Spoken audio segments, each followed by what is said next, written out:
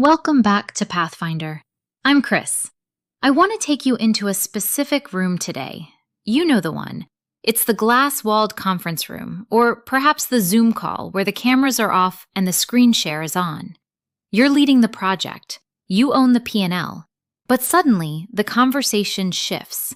The engineering lead leans forward, or the CTO unmutes, and the air changes.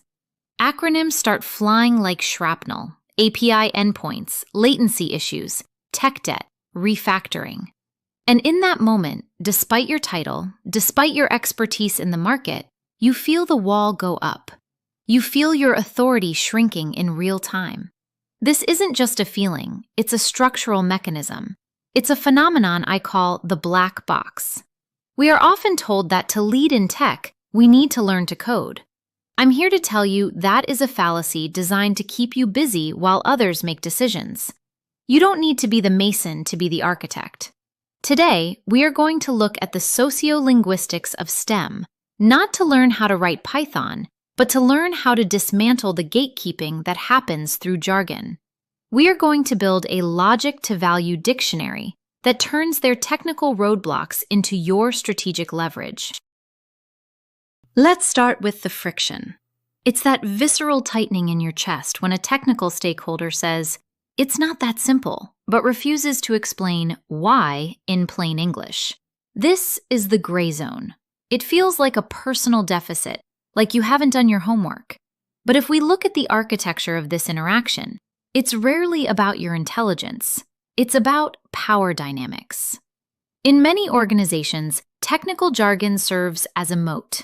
It protects the engineers from scope creep, sure, but it also protects them from scrutiny. When a leader who identifies as non-technical, a label I want us to burn, by the way, encounters this moat, the default reaction is often retreat. We nod, we say, "Okay, let me circle back," and we cede ground. This friction is actually a latency issue in leadership. It slows down decision-making because we are waiting for a translation that never comes. The system error here isn't that you don't know what an API is. The error is that the organization allows technical complexity to masquerade as business strategy. We need to stop feeling shame about the language barrier and start treating it like any other operational bottleneck, something to be optimized. Here is the compass for this terrain. Research in sociolinguistics refers to this as register gating. A register is a variety of language used for a particular purpose or in a particular social setting. In STEM fields, the high technical register is often used not just for precision, but for exclusion. It signals, "I belong to the priesthood and you do not." However, we can flip this using a concept called translational authority. This is the ability to stand in the middle of two divergent groups, say the C-Suite and the DevOps team, and be the only one who can interpret the value exchange between them. Think about this through the lens of motherhood or managing a household. You are constantly translating between the erratic, high-emotion logic of a toddler or a teenager and the rigid, safety-focused requirements of the outside world. You don't speak toddler at the bank, but you know how to translate the toddler's needs into a budget. In the office, we must stop trying to mimic the engineers and start translating their output into business value. That is the higher ground. Before we walk into the specific scenario of the Skeptical CTO, I want to invite you to join the Pathfind Her Collective. If you are tired of being the only woman in the room trying to bridge these gaps, come find us. We are building a library of these translational frameworks, maps for navigating the corporate lattice without losing your soul. Check the show notes to join the conversation. Now, let's get back to the map. Let's paint a watercolor of what this looks like on a Tuesday afternoon. Meet Sarah. Sarah is a product director. She's staring down a conference table at Mark, the lead architect.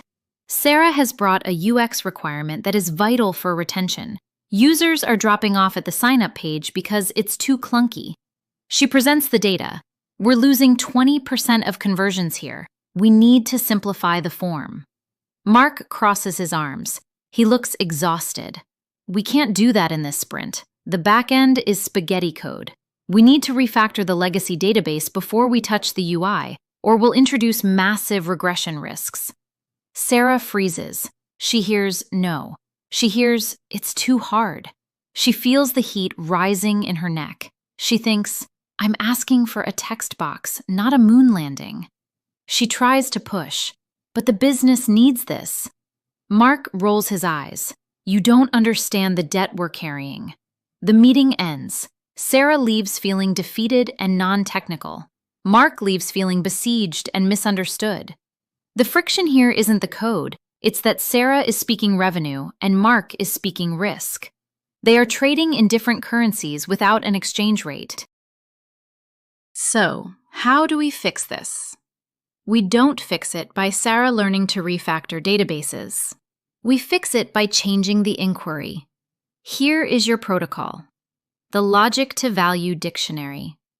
When a technical barrier is presented, do not accept the what, for example, we can't do it. Interrogate the why using systems logic.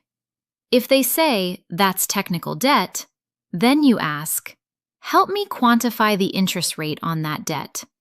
If we don't fix it now, does it slow us down by 10% or 50% next month? If they say refactoring, then you translate, so we are pausing new features to secure the foundation. This is an infrastructure investment.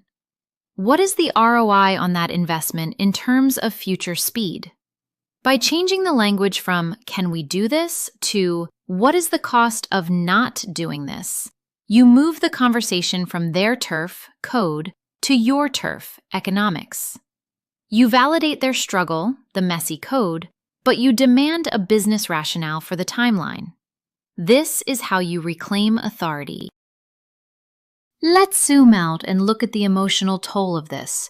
This constant translation is heavy lifting. In the red thread of our lives, this mirrors the double burden of motherhood. You are the emotional thermostat of your home, and now you're asked to be the semantic thermostat of your engineering team. It is exhausting to be the one who constantly has to bridge the gap. It feels like you are the only one who cares about the user, and the budget, and the timeline. The engineers care about the system integrity. Sales cares about the commission. You are holding the tension between them. Recognize this exhaustion for what it is. Cognitive load. You are running multiple operating systems in your brain simultaneously. The friction you feel is your processor overheating. We need to acknowledge that this soft skill of communication is actually system glue. Without you, the different parts of the organization drift apart. You aren't just managing people, you are preventing structural failure. The compass here is systems thinking. This is the bridge. Systems thinking is the language that both engineers and executives respect. It removes the emotion and focuses on inputs, outputs, feedback loops, and bottlenecks. If you treat your home like a system, logistics, supply chain, groceries, conflict resolution, you are already a systems architect. You just haven't applied those labels to it. When you approach a technical team, drop the I feel statements and adopt the system view. Instead of saying, I'm worried about this deadline, say, I'm seeing a bottleneck in the QA process that threatens our release velocity. See the difference? The first sounds like anxiety. The second sounds like architecture. By adopting the posture of a systems thinker, you strip away the gendered bias often applied to women's communication, that we are too emotional, and you meet the technical team on the rigorous ground they respect. Let's go back to a vignette. You're in a one-to-one with the CTO, David. David is brilliant, but he treats marketing and UX like decoration. You need him to approve a new integration that will make the customer journey seamless, but he's blocking it because it requires opening up security permissions he's uncomfortable with. He says, it's a security risk, hard pass. The old you might have pleaded the case for the customer, But the systems thinker you pauses. You realize David's primary directive is protect the asset. He isn't being mean, he's executing his code. You switch tactics. You don't argue for the feature, you argue for the risk arbitrage. You say, David, I understand the security protocol is designed to eliminate risk. However, the business risk of not integrating this is a 15% churn rate. We are currently bleeding more value than this security patch protects. Can we design a sandbox environment to test this? I need you to architect a safe way to say yes, rather than a safe way to say no. David stops. You've just acknowledged his constraint, safety, while framing the solution as an architectural challenge, not a marketing wish. This brings us to the path forward. How do you do this daily? You operationalize curiosity. When you hear a term you don't know, or a no you don't understand, do not nod and smile. Lean in. Use the phrase, unpack that for me. Create a glossary of leverage for your specific company. 1. Identify the blocker words. For example, refactoring, scalability, dependencies. 2. Map them to business impact. Dependencies equals timeline risk. Scalability equals future revenue capacity. Refactoring equals asset maintenance. Next time you are in that meeting, use their word, but attach your meaning. If we have too many dependencies here, aren't we increasing our time to market risk? This is how you turn the language of tech into the language of leadership. You aren't asking for permission to speak, you are translating the system for them. You become the most valuable person in the room because you are the only one with the full map. I want to pull on the red thread for a moment, the connection between the home and the headquarters. We are often told to keep these worlds separate, but that's a waste of data. The friction of managing a technical team is remarkably similar to the friction of managing a family schedule. In both cases, you are dealing with resource contention. In the cloud, it's CPU and memory. At home, it's time and patience. When you are negotiating screen time with a child, you are essentially setting up a governance policy. When you are meal planning, you are doing batch processing to reduce context switching during the week. Why does this matter? Because imposter syndrome thrives on the idea that your lived experience as a mother or a woman is irrelevant to high-tech leadership. The opposite is true. Your experience in managing chaos, mediating conflict, and optimizing scarce resources is exactly the training set needed for systems architecture. You have been doing this. You just use different words. The guiding principle here is asset appreciation. In finance, an asset appreciates when its value grows over time. In your career, your ability to synthesize disparate information is your appreciating asset. Technical skills, knowing the syntax of a specific coding language, have a half-life. They depreciate as technology evolves. But translational leadership, the ability to align human behavior with technical systems, never depreciates. It only gains value as the world gets more complex. Stop viewing your lack of deep coding knowledge as a liability. View your high-level strategic vision as the asset.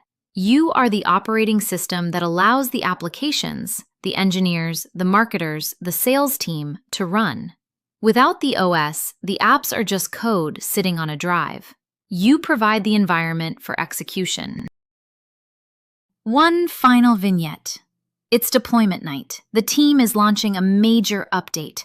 Tension is high. Something breaks, a critical bug in production.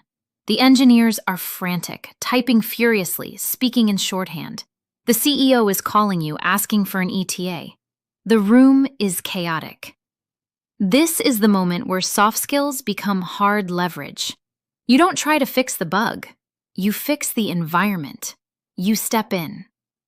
Okay, team, pause. What is the blast radius of this bug?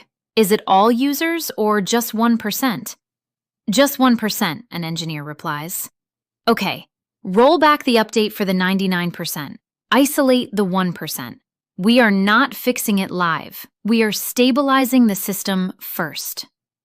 You bring the heart rate of the room down. You translate the panic into a protocol. You call the CEO.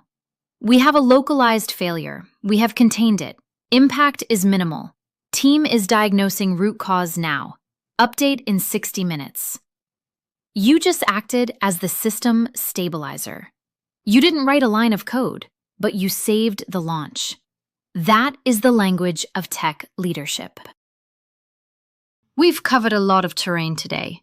We moved from the exclusionary walls of jargon to the bridge of systems thinking. We looked at Sarah and Mark, and we looked at the skeptical CTO. We realized that your skills in the home, resource management, conflict resolution, emotional regulation, are not separate from your ability to lead a tech stack. They are the foundation of it. The next time you feel that wall go up in a meeting, remember, you don't need to break it down with a sledgehammer. You need to pull out your dictionary. Translate their logic into your value. Ask the structural questions. You are not a guest in the house of technology. You are the architect. The code is just the brick. You are the one deciding where the walls go. I want to know which part of today's map resonated with you. Was it the logic to value dictionary? Or perhaps the realization that you've been a systems thinker all along? If this was useful, share this episode with a peer who is currently stuck in the black box. Let's navigate this together. I'm Chris, and this has been Pathfinder. Keep building.